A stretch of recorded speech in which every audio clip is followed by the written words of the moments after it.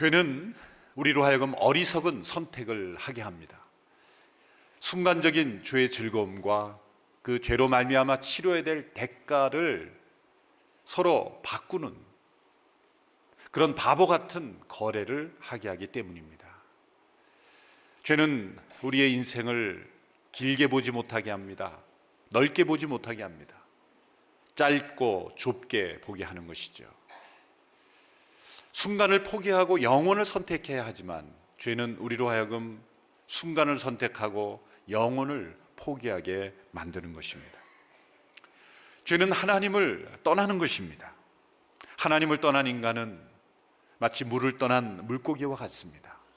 나무에서 끊어진 가지와 같습니다. 그리고 목자의 보호를 떠난 양과 같은 것입니다. 그런데 죄는 하나님을 떠나는 것에 그치지 않습니다. 죄는 반드시 자랍니다. 욕심이 잉태한즉 죄를 낳고 죄가 장성한즉 사망을 낳느니라. 죄는 반드시 성장합니다. 인간의 몸이 성장하듯이 죄는 반드시 그대로 내버려 두면 그 상태에 있는 것이 아니라 자랍니다. 하나님을 떠난 것에서 그치는 것이 아니라 그 죄가 자라서 하나님께 반항하고 하나님을 배척하는 때까지 나가도록 하는 것이 인간의 죄성인 것입니다. 하나님을 떠나는 것이 죽음이라면 하나님을 배척하고 반항하는 것은 비참하고 잔혹한 죽음으로 이어지게 되는 것입니다. 오늘 본문에 나타난 예언은 비참한 예언입니다. 왜냐하면 양떼가 목자를 배척함으로써 어리석은 선택을 함으로써 비참하고 잔혹한 멸망을 초래하는 내용이기 때문입니다. 결코 있을 수 없는, 또 있어서는 안 되는 일이 바로 양떼가 목자를 배척하는 일이죠. 스스로 무덤을 파는 그런 어리석은 선택입니다. 실제 양들은 그렇게 목자를 배척할 수가 없죠. 이것은 비유입니다. 양떼로 비유되는 이 인간들이 참 목자이신 예수 그리스도를 배척하는 모습을 비유한 것입니다. 인간은 겉은 양떼지만 속은 이리떼입니다. 그러므로 자신을 보호하고 자신을 먹이는 참 목자를 거부하는 그러한 어리석고 악한 모습을 보여주고 있는 것입니다. 인간을 구원하시기 위해서 이 땅에 오신 메시아를 배척하는 인간, 그리고 그 인간에게 주어지는 잔혹한 멸망, 그것이 바로 우리가 함께 읽은 본문의 내용입니다. 오늘 본문은 하나님의 명령으로 시작되고 있습니다. 그것은 목자에게 주어진 하나님의 명령입니다. 오늘 본문 4절의 말씀을 함께 읽겠습니다. 4절 시작. 내 하나님 여호와께서 이렇게 말씀하셨다. 잡아먹힐 양떼를 길러라. 하나님께서 스가랴에게 말씀하시는 것인데 스가랴가 이 순간 목자가 되어서 말씀을 받고 있는 것입니다. 장차 오실 메시아의 대리인으로서 하나님의 명령을 받고 있는 것입니다. 장차 오실 메시아는 목자로 오신다는 거죠. 그리고 그 목자는 하나님의 명령을 받고 오신다는 겁니다. 잡아먹힐 양떼를 기르라. 이것이 메시아에게 주어진 하나님의 명령입니다. 하나님께서는 잡아먹힐 운명에 처한 이 양떼를 그냥 버리지 아니하시고 그들을 구하시고 그들을 기르시기 원하시는 분이라는 것입니다. 양떼가 잡아먹힐 운명이라는 것, 무엇인가 잘못되어 있는 거죠. 목자의 보호 아래에 있는 양떼는 푸른 초장을 뒹굴면서 그 풀을 뜯으면서 때로 목자가 벗겨주는 그 양털을 깎으면서 그렇게 고요하고 평온하게 지내야 될 모습이 아니라 장차 잡아먹혀지는 그런 운명에 처해 있다고 한다는 것은 무엇인가 잘못된 것입니다. 바로 인간의 운명, 인간의 모습이 바로 이 잡아먹힐 양떼의 모습이라는 것을 가르치고 있습니다. 하나님께서는 한 목자를 보내셔서 이 잡아먹힐 상태에 있는 양떼들을 구하셔서 그들을 기르시는 목적으로 메시아를 보내신다는 것입니다. 이른바 잡아먹힐 양떼 구하기 프로젝트, 이것이 메시아가 이 땅에 오신 목적인 것입니다. 자, 하나님께서 보내신 목자는 이 하나님의 명령에 순종합니다. 그리고 양떼를 기르시겠다고 하십니다. 이 프로젝트의 집행자로 순종하신 것입니다. 7절의 말씀을 함께 읽겠습니다. 7절 말씀 시작.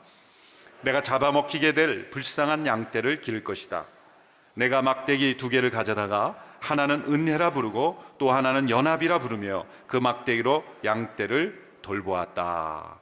내가 잡아먹히게 될 불쌍한 양떼를 기를 것이다. 이것은 메시아의 고백입니다. 여기서 나는 스가랴인 것 같지만 장차 오신 메시아를 대리한 고백이기 때문에 메시아의 순종, 잡아먹힐 양떼를 기르라라는 하나님의 명령에 순종하여서 그 메시아가, 목자로 오신 메시아가 그 하나님의 말씀대로, 명령대로 내가 이 잡아먹힐 양떼를 불쌍히 여겨 그들을 기를 것이다. 그런 순종의 반응을 한 것입니다. 그리고 2개의 막대기를 사용한다고 말씀합니다. 원래 이 목자들은 양떼를 인도하기 위해서 이 막대기와 지팡이를 사용합니다. 시편 23편에 보면 주의 지팡이와 막대기가 나를 안위하시나이다 라는 그런 표현이 있죠. 이 막대기와 지팡이가 약간 다른데요, 같은 올리브 나무로 만들어진 것이 하나는 가지로 이용하고 하나는 뿌리를 이용해요. 여기서 막대기는 이 야수들, 이 들짐승들이 공격할 때 쓰는 공격하는 무기, 그런 무기로도 사용될 수 있는, 이 끝이 좀 뭉툭하게 무거운 것으로 사용돼서 휘두르면 공격 무기가 될 수 있는 것들이고, 또 이 지팡이는 양들이 좀 긴 지팡이로 돼 있어서 양들이 위험한 곳에 처해 있다든지 또 양들을 이렇게 인도할 때 쓰는, 그래서 이 지팡이와 막대기가 2개가 필요합니다. 근데 오늘 본문에서는 막대기 2개라고 표현됐습니다. 하나의 이름을 은혜라고 부르고 또 하나의 이름을 연합이라고 불렀습니다. 그래서 하나님께서 보내신 목자가 어떻게 양떼들을 다스리는가, 그 메시아가 다스리는 나라의 중요한 원리를 설명하는 것이죠. 하나의 이름은 은혜이고 또 하나의 이름은 연합인 것입니다. 은혜란 무엇입니까? 하나님이 위에서 주시는 겁니다. 수직적인 축복, 수직적인 위에서부터 아래로 우리에게 주어지는 것이 은혜입니다. 연합은 무엇입니까? 수평적인 축복이죠. 백성들 가운데서 서로 연결됨으로 이루어지는 하나됨의 축복. 하나님께서 보내시는 목자 메시아가 다스리는 공동체 가운데는 언제나 이 2가지의 원리가 있습니다. 하나는 은혜입니다. 위로부터 주어진 은혜, 그리고 수평적인 연합입니다.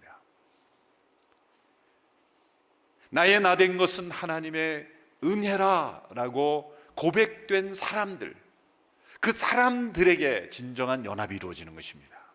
나의 나된 것은 나의 능력이라 이렇게 생각하는 사람은 절대 연합이 이루어지지 않습니다. 하나님이 통치하시는, 메시아가 다스리시는 그 나라의 백성들의 고백에는 언제나 이런 고백이 있어요. 첫째는 하나님의 은혜요, 둘째는 우리는 하나 된 사람들이다.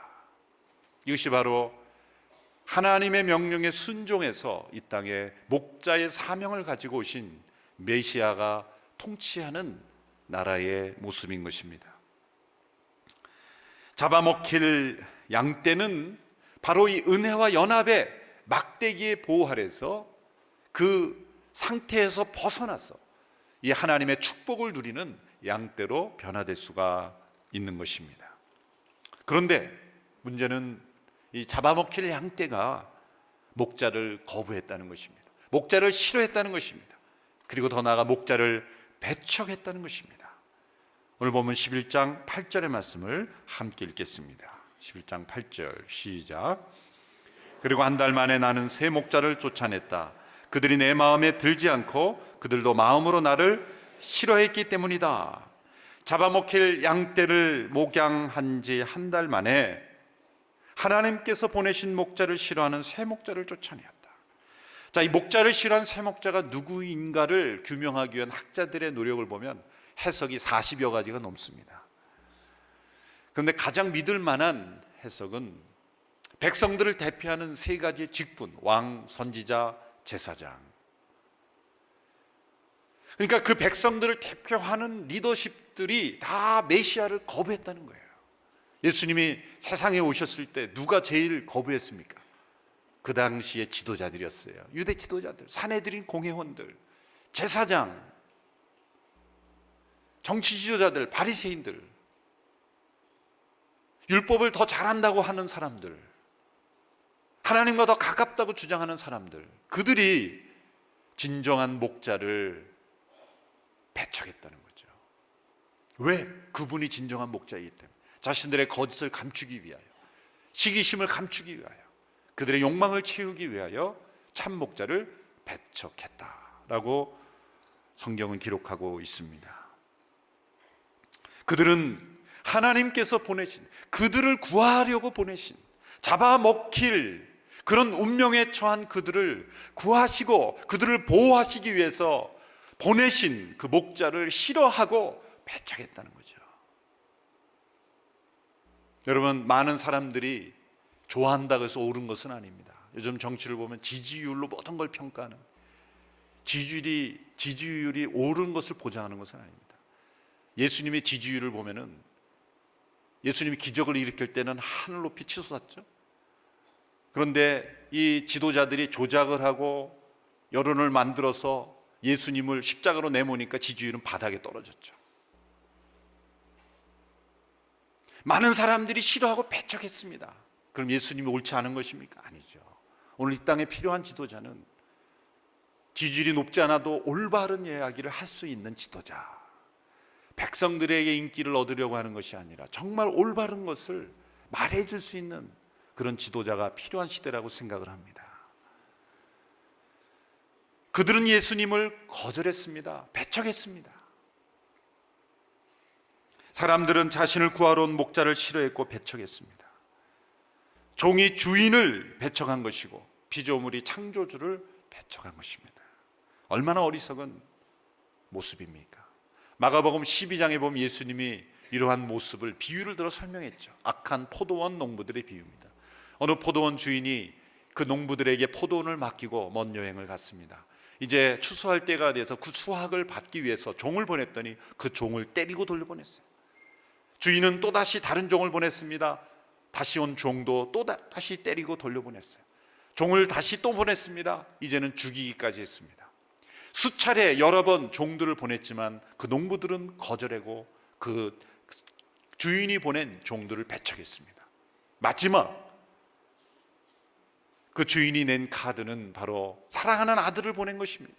내 아들은 존중하겠지라고 생각해서 그 아들을 보냈습니다. 그러나 그 농부들은 오히려 이 아들을 죽이면, 이 포도원의 상속자인 아들을 죽이면 이 포도원이 우리의 것이 될 것이다 라는 생각에 그 아들까지 죽였습니다. 자, 이 포도원 주인의 아들까지 죽인 이 악한 농부들을 어떻게 우리가 대해야 합니까? 여러분이 주인이라면 어떻게 대하겠습니까? 이 주인은 인내심이 많은 주인이었습니다. 종을 한 번만 보낸 것이 아니라 여러 번 보냈습니다. 그리고 아들까지 보냈습니다. 사실 종이 한 번 맞고 돌아왔을 때 바로 조치를 취했더라면 그런 일이 없었겠죠. 왜 그런 어리석은 선택을 했습니까? 인내심이 많은 주인이기에, 사랑이 많은 주인이기에 아들까지 보냄으로 올바르게 해보려고 했지만 그 아들까지 죽임으로써 더 이상은 줄 사랑이 없는 거예요. 더 이상은 인내할 수 없는 겁니다.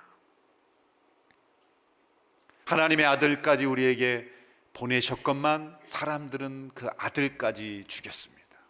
십자가에서 죽임으로 하나님을 거절하고 배척하고 인간이 역사의 주인이 되기를 원했던 것, 이것이 바로 십자가의 사건입니다. 더 이상의 인내는 하나님께 요구할 수 없는 것입니다. 이제는 공의로운 심판만이 주어질 뿐인 것입니다. 흔히 예수님을 안 믿으면 심판받는다는 그런 말에 불신자들이 불쾌하죠. 단편적으로 들으면 안 믿어도 잘 살 수 있는데 안 믿을 때 괘씸죄로 심판받는다고 말하는 것처럼 들립니다. 여러분, 예수 안 믿기 때문에 괘씸해서 처벌받는다 그런 뜻이 아니라, 안 믿으면 우리의 운명은 어떻게 됩니까? 오늘 본문에 의하면 잡아먹힐 양떼입니다.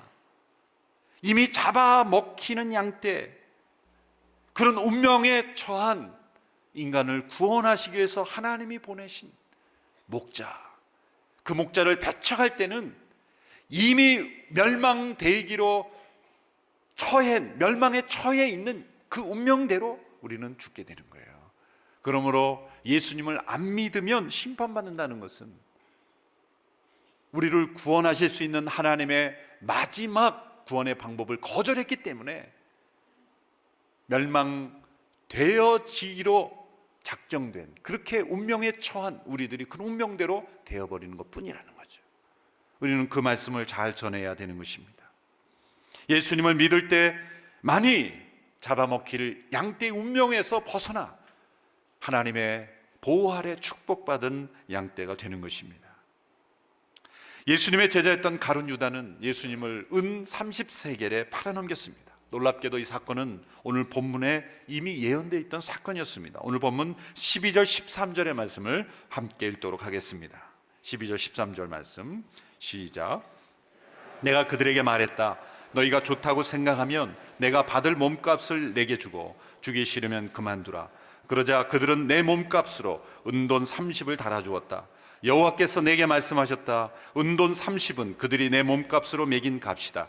그 돈을 토기장이에게 던져줘라. 나는 은돈 30을 여호와의 성전에서 토기장이에게 던져 주었다. 예수님께서 가룟 유다에 의해서 은 30세겔에 팔린 사건은 이미 예언된 사건입니다. 예수님은 운명의 희생자가 아니었습니다. 역사상의 많은 지도자들이 자신의 사랑하는 부하, 제자, 주변 사람에 의해서 배신당하고 멸망되는 것처럼 자신이 예측하지 못했던 그런 기구한 운명의 희생자가 아니었다는 걸 보여주는 거죠. 가룟 유다가 이 말씀을 읽고 유대 지도자들이 이 스가랴의 말씀을 읽고 예수님이 메시아라는 것을 이루어드리기 위해서 은 30에 거래했습니까? 그들은 순간적인 예수님을 멸시하고 모욕하기 위해서 은 30에 거래한 겁니다. 율법에 의하면 출애굽기 21장에 보면 이 은 30의 세켈이 어떤 가치라는 게 나옵니다. 그것은 어느 집의 종이 다른 집의 소에 의해서 다쳐서 죽었을 경우에 그 종의 죽은 몸의 값으로 지불하는 것이 은 30입니다. 죽은 종의 몸값, 그 당시에 종에 대한 그 생각은 너무나 아주 하찮게 여겼던 그 시대에 죽은 종의 그 시체 값으로 주는 것이 은 30이었어요. 그러면 예수님을 은 30에 넘겼다는 것은 아주 가치 없이 죽은 종의 몸값 정도로 예수님을 거래했다는 거예요. 그건 예수님에게 모욕을 주기 위한 거래였다는 것이죠. 율법을 잘 알았던 그들은 그 의도적으로 은 30을 책정한 것입니다. 그 순간 그들은 자신들이 스가랴에 예언된 그 말씀의 성취의 한 부분이라는 것을 그들은 알지 못했을 것입니다. 이것을 보고 결정한 것은 아닐 겁니다. 이후에 그들은 자신들의 행동조차 스가랴에서 예언됐다는 것을 알고 그들은 전율을 느꼈어야만 하는 것입니다. 오늘 본문에 보면 이 목자가 몸값을 요구하죠. 몸값을 내게 주라. 이 목자가 진정 요구하는 몸값은 얼마였을까요? 이들은 은 30에 이 하나님이 보내신 목자의 그 값을 치루었습니다. 그러나 하나님께서 보내신 목자가 정말 원하는 목자의 몸값은 무엇일까요? 그것은 돈이 아니었습니다. 이 땅에 오셔서 그 잡아먹힐 양떼의 운명을 구하시기 위해서 하나님 보내신 목자는 자신의 생명을 다 바쳤습니다. 요한복음 10장 11절의 말씀을 보십시오. 나는 선한 목자다. 선한 목자는 양들을 위해 자기 생명을 내놓는다. 요한복음 10장 17절 18절의 말씀입니다. 내 아버지가 나를 사랑하시는 까닭은 내가 생명을 다시 얻기 위해 생명을 내놓았기 때문이다. 누가 내게서 생명을 빼앗는 것이 아니라 내가 스스로 내놓는 것이다. 나는 그것을 내놓을 권세도 있고 또 다시 얻을 권세도 있다. 이 계명은 내가 내 아버지께로부터 받은 것이다. 예수님은 억울한 배신에 의하여 어쩔 수 없이 죽은 것이 아니라 목자로서 양을 대신하여 이 잡아먹힐 양떼의 운명을 구원하시기 위해 스스로 잡아먹히신 거예요. 스스로 자기 생명을 내놓으신 겁니다. 예수님은 내놓을 권세가 있고 다시 얻을 권세도 있는 분이셨습니다. 그분이 양떼의 운명을 구하기 위하여 자신의 생명을 내놓으신 거예요. 그 생명을 내놓으신 목자의 몸값으로 우리는 무엇을 드려야 합니까? 돈이 아닙니다. 사람들은 은 30으로 목자의 몸값을 치루었습니다. 그러나 그 목자가 원하는 몸값은 바로 양떼들이 목자의 음성을 듣고 믿고 순종하는 것입니다. 그 목자를 찬양하고 예배하는 것입니다. 그것이 목자가 요구하는 유일한 몸값인 것입니다. 우리가 드리는 헌금이, 우리가 드리는 봉사가 우리의 목자 되신 그분의 몸값으로 치르는 것이 아닙니다. 만일 그런 생각으로 헌금을 한다면 헌금하면 안 됩니다. 은 30으로 목자의 몸값을 치르는 것과 같기 때문이죠. 아무리 많은 돈을 하나님 앞에 드린다 할지라도 그 목자의 음성을 듣고 순종하는 모습이 없다면 하나님은 그것을 은 30으로 여길 것입니다. 그러나 때로 드릴 것 없다 할지라도, 과거에 2렙돈이라 할지라도 그 목자의 음성에 순종하고 믿고 의지하며 살아가는 삶이 드리는 헌금은 하나님께서는 진정한 몸값으로 바라시는 거예요. 왜? 전부를 드렸다라고 말하기 때문에. 진정한 목자의 몸값을 주 앞에 드릴 수 있는 우리 모두가 될 수 있게 되기를 축원합니다. 하나님께서 보내신 참 목자를 배척하고 모욕하는 양떼들에게 하나님께서 마지막으로 내리시는 조치는 무엇입니까? 첫째로 하나님은 그 양떼를 더 이상 불쌍히 여기지 않습니다. 오늘 본문 6절의 말씀을 함께 읽겠습니다. 6절 말씀 시작. 여호와께서 하신 말씀이다. 내가 더 이상 이 땅에 사는 사람들을 불쌍히 여기지 않을 것이다. 내가 사람들을 그 이웃의 손과 왕의 손에 넘겨줄 것이다. 그들이 이 땅을 치겠지만 내가 그들의 손에서 이 땅에 사는 사람들을 구해주지 않을 것이다. 하나님께서 불쌍히 여기지 않은 인생은 얼마나 처참합니까? 우리가 이 땅에 이렇게 호흡하며 살 수 있는 것은 하나님께서 우리를 날마다 불쌍히 여겨주시기 때문입니다. 잡아먹힐 양떼의 운명에서 우리가 하나님의 보호 아래 살 수 있는 것은 하나님이 우리를 불쌍히 여겨주셨기 때문입니다. 그러므로 하나님이 내가 더 이상 불쌍히 여기지 않겠다라는 것은 곧 얼마나 큰 멸망의 말씀입니까? 하나님께서 보내신 선한 목자를 은 30에 팔아넘기는 것, 그분을 십자가에 못 박는 것, 그 생명을 다한 사랑을 하셨건만 그 몸값으로 은 30으로 넘겨버리는 것은 하나님의 인내의 한계점입니다. 하나님의 긍휼을 마르게 하는 거예요. 우리의 끊임없는 불순종과 죄, 그 목자의 몸값을 인정하지 않는 자들에게는 하나님께서 가지고 계신 그 긍휼을 말라버리게 하는 것이죠. 하나님은 인내가 많으시고 사랑이 풍성하신 분이지만 참 목자를 끊임없이 배척한다면 하나님의 인내는 말라버릴 것입니다. 하나님의 긍휼을 마르게 할 것입니다. 그 결과 하나님은 어떤 일이 일어납니까? 하나님께서 불쌍히 여기지 않으면 끔찍한 멸망이 옵니다. 인간 지도자들에게서도 불쌍히 여김을 받지 못하게 됩니다. 9절에 보면 내가 말했다. 내가 너희를 기르지 않을 것이다. 죽을 것은 죽고 망할 것은 망하라. 살아남을 것들은 서로 잡아먹으라. 삼중재난이죠. 초대교회 역사가 요세푸스는 삼중재난이라고 불렀어요. 죽을 것은 죽고, 이건 기근과 악연으로 죽임당하는 겁니다. 악역으로 죽임당하는 거예요. 망할 것은 망하라. 이 전쟁으로 죽임당하는 것입니다. 살아남은 것들은 서로 잡아먹으라. 극도의 혼란으로 사람들이 서로를 먹고 먹는, 인육을 먹는 그러한 사건의 모습이라는 것이죠. 하나님의 긍휼이 그쳐지면 역사는 극도의 혼란에 빠지게 되는 것입니다. 그러므로 날마다 우리는 아침에 눈을 뜨자마자 하나님께 이렇게 기도해야 합니다. 하나님, 이 땅을 불쌍히 여겨 주십시오. 하나님, 우리 가정을 불쌍히 여겨 주십시오. 하나님, 이 나라 민족을 불쌍히 여겨 주시고 하나님, 나를 불쌍히 여겨 주십시오. 하나님의 긍휼하심을 날마다 구하는, 이 땅에 하나님의 긍휼이 그쳐지지 않게 하기 위해서 우리 하나님이 보내신 그 참 목자 되신 그분을 날마다 높여드리며 인정하며 그분의 음성에 순종하는 양떼가 되실 줄로 믿습니다. 둘째로 하나님께서 내린 조치는 하나님께서 맺으신 약속을 깨트려 버리신다는 거예요. 오늘 본문 10절과 14절의 말씀을 함께 읽겠습니다. 10절 먼저 읽습니다. 시작. 그런 다음에 은총이라고 쓴 내 막대기를 가져다가 부러뜨리며 내가 모든 백성들과 맺은 약속을 깼다. 14절. 그러고 나서 나는 연합이라고 부르는 두 번째 막대기를 부러뜨리며 유다와 이스라엘의 형제관계를 끊어버렸다.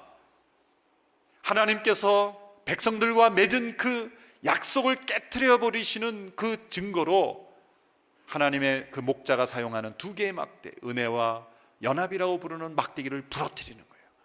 그 무엇을 상징하는 겁니까? 하나님께서 맺으신 약속을 깨트려 버리신다는 거예요. 얼마나 무서운 말씀입니까? 하나님은 얼마나 약속을 소중하게 생각하시는지 몰라요. 하나님은 스스로 하신 약속을 지키기 위해서 자기 아들을 십자가에 못 박으신 거예요. 창세기에 보면 이 하나님의 약속이 나옵니다. 인간과 맺으신 그 약속을 하나님이 얼마나 소중하게 생각하는지. 아브라함이 하신 약속, 너를 축복하는 자는 축복하고 저주하는 자는 저주하리라 하는 그 말씀처럼 창세기를 보면 아브라함을 공격하는 자는 반드시 멸망하고 아브라함을 축복하는 자는 축복해요. 말씀 그대로 이루어집니다. 아브라함과 언약을 맺습니다. 동물을 두 개로 쪼개고 하나님의 횃불이 지나갑니다. 그것은 무엇을 의미합니까? 이 언약이라는 것, 베리트, 그것은 고대 사회에 결코 어겨서는 안 되는 약속을 상징하기 위해서 동물을 두 개로 쪼갭니다. 그리고 그 사이로 서로 지나갑니다. 계약 당사자인 A와 B 당사자가 그 쪼개진 동물 사이로 지나가는 것을 무엇을 의미합니까? 만일 우리가 이 약속을 어기면 이 동물처럼 쪼개질 것이다, 죽을 것이다. 생명을 내건 약속이라는 거예요. 이 베리트라는 하나님의 약속이라는 거예요. 인간은 수없이 그 약속을 깨트렸죠. 그러나 하나님은 약속을 지켰어요. 마지막 하나님은 그 약속을 지킵니다. 자신의 생명을, 자신의 아들의 생명을 그 쪼개진 동물과 같이 되게 하신 거예요. 십자가에서 그 몸을 찢으신 거예요. 그것은 하나님의 약속을 끝까지 지킨 겁니다.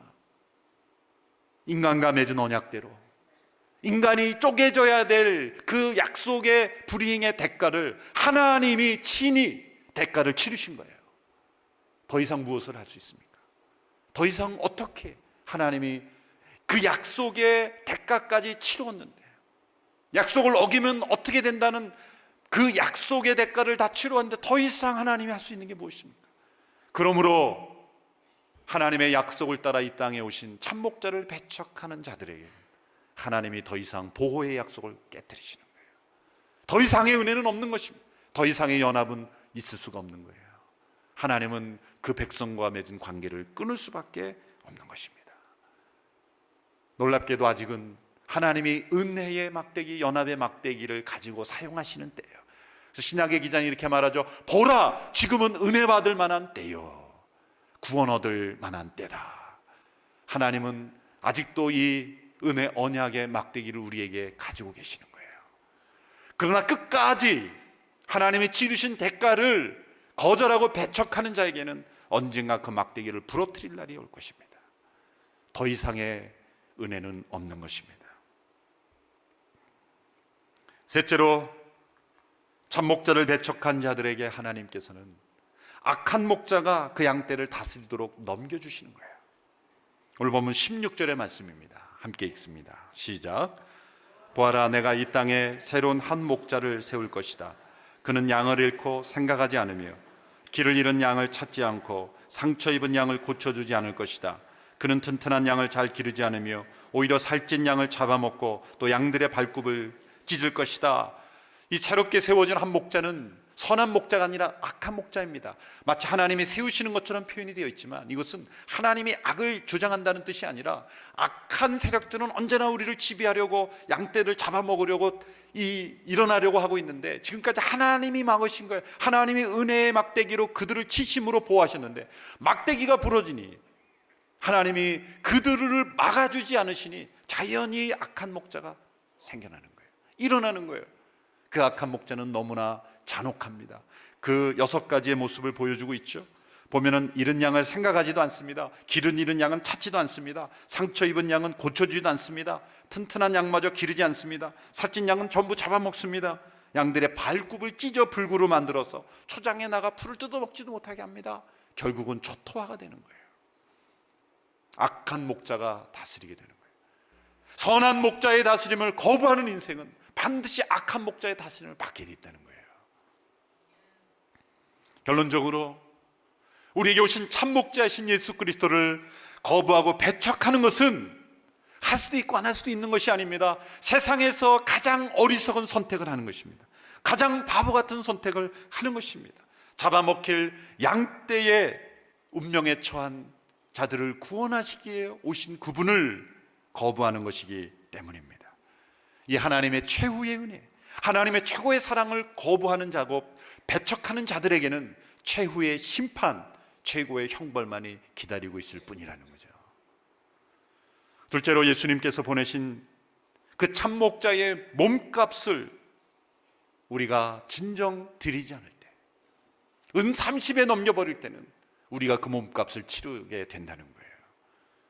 주님께 드릴 최고의 몸값, 사랑과 순종과 경배와 찬양의 몸값을 주님 앞에 온전히 드리는 우리 모두가 되기를 축원합니다.